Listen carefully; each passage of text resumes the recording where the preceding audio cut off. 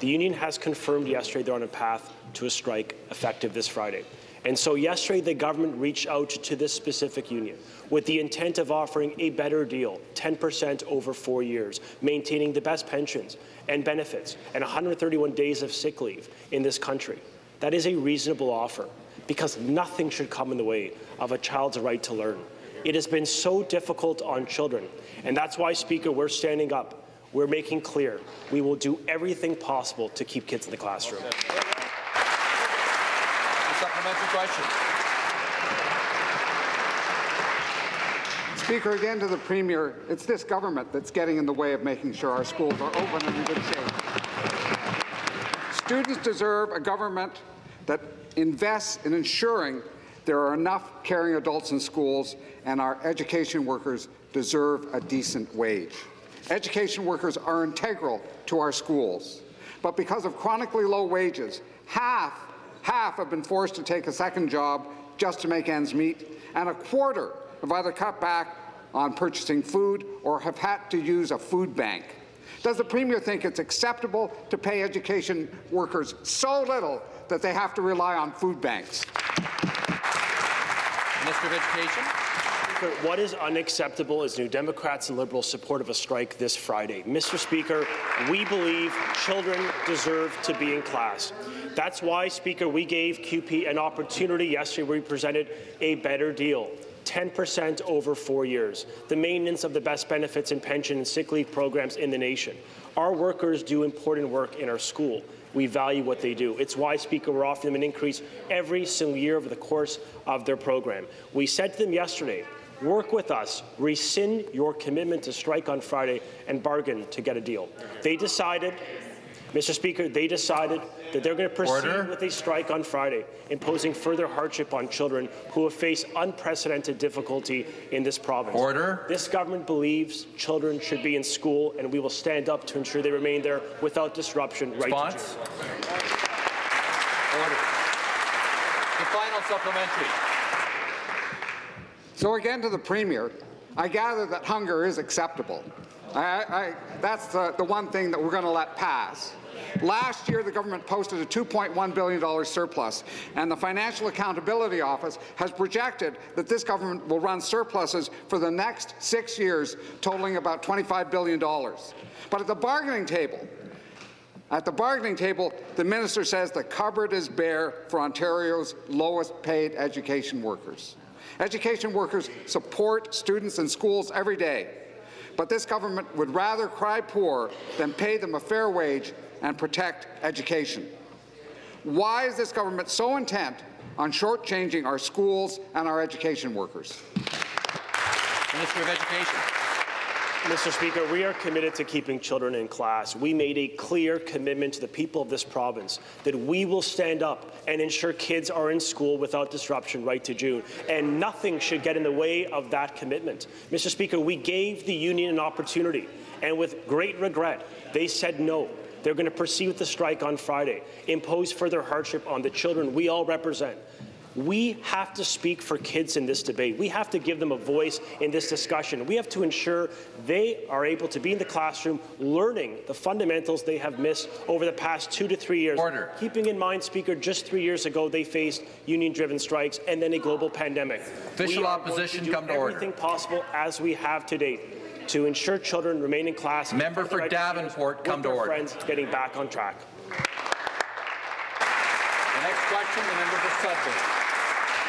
Speaker, education support workers are the backbone of our schools, but most can't make ends meet. In August, I told the Premier about Charity. She was the full-time education support worker who relied on food banks to help feed her children. Food banks, Speaker. I asked the Premier then if he'd commit to a pay increase so that education support workers like Charity wouldn't have to rely on food banks. And today, that answer is a resounding no. The Conservative government is set to impose a contract on education support workers, denying the right to bargain a fair wage. Speaker, why does the Conservative government think it's acceptable to force workers to work for so little? Minister of Education. Speaker, we are firmly committed to keeping kids in the classroom where they belong. We believe that that is so important to helping these kids catch up. You know, Mr. Speaker, we have heard from leaders, pediatric experts, about the challenges of mental health on children, their physical health, their social and emotional regression. and their academic regression taking place as a result. The member for Davenport will come to order. And Mr. Speaker, when you hear these stories of individual children and the plight they have faced over the past years, it is incumbent on everyone in this legislature to ensure that they are in a classroom supported, loved and cared for by their educators and with their friends. Our plan to catch up is premised on keeping them in the classroom.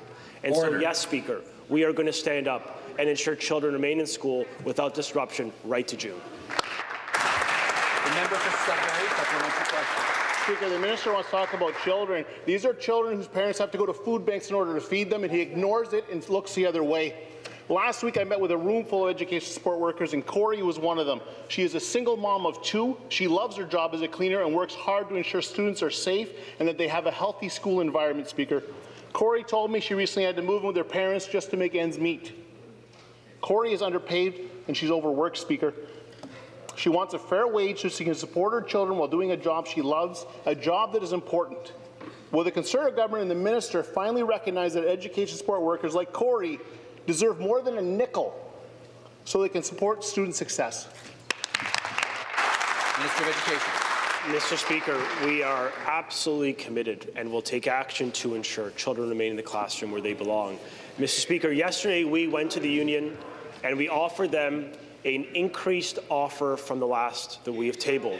10% over 4 years, maintaining the best pension, Ottawa Centre come to order. The best sick leave program of 131 pay days, in addition to the best pension.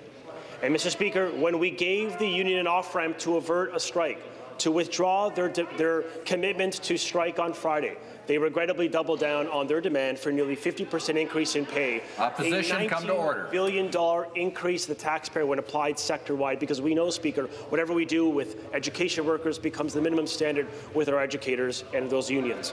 So, Speaker, we've brought forth a reasonable offer that preserves the in-class learning and protects the rights of children to learn. We're going to continue to do everything possible to keep kids in the classroom. Final supplementary. Again, to the Premier, it would be lovely if he could answer. Good morning, Premier. It's good to see you.